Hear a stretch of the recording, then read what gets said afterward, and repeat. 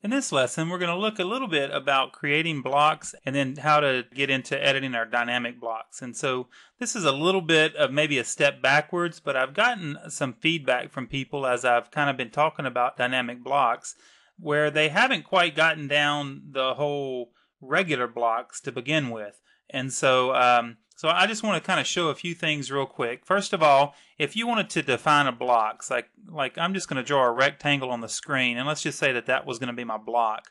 If I type in block, if I come over here to insert, and I can tell it to create a block right here, I can type in B at the command line to get this block definition dialog box. From the Home tab, there's a little panel over here for block. Pick Create here. So there's lots of different ways to get to our block definition.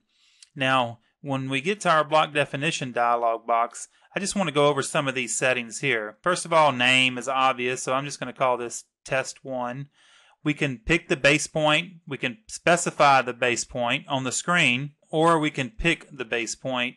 If we unselect that, we can enter in the values right here, or we can just go ahead and pick the point that we would like to use. I've just picked the lower left-hand corner. It's kind of relative. It's given the coordinate right here, but it knows it's the bottom left-hand corner of the block. We can specify our units. We can attach a hyperlink to this block if we would like to, which is really cool.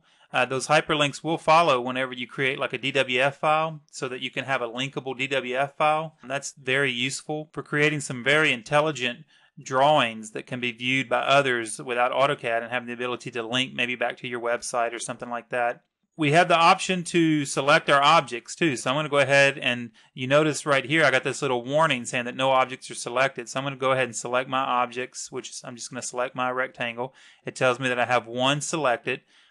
I can retain the block, I can convert my current object to a block, or I can delete it. And that's referring to this object I just selected, or if I had selected multiple objects. So it basically wants to know that whenever I'm finished defining this block, the geometry that made up the block, does it stay in the drawing as individual geometry, which would be retained? Does it convert to the block that I just created, which is the default, and usually that's what you want to do? Or do you want to just delete it out off the screen and it just save the block definition in the drawing that you can insert later? So I typically convert it to a block, but it just depends on the application. Over here on behavior, we have some pretty cool options. Some of these are fairly new. For example, annotative. We can make this block annotative, which means, for example, if it's a symbol as opposed to an object. So it would be the difference between maybe having a block for a light switch might be annotative so that it scales up and down based upon the drawing scale. Or if it's an actual object such as maybe the light itself, which is maybe a 6-inch can light or maybe a ceiling fan, those objects are drawn full scale, and so they never need to be scaled up or down. So you don't want to scale them up or down. It takes them out of scale. So you would not want to make those annotative. But if it's symbolic, you could use annotative, and then it would automatically change sizes based upon the scale of the drawing. Right here, you can force the users to insert the block uniformly. So the scale has to be uniform, and that prevents them from skewing your blocks. For example, if I unselect this, and it would allow me to insert this block and change its X and its Y value independently. And so therefore it wouldn't actually be a square anymore. If I did that, it would actually be a rectangle. So if I want to enforce that, I could force the user to keep it uniform.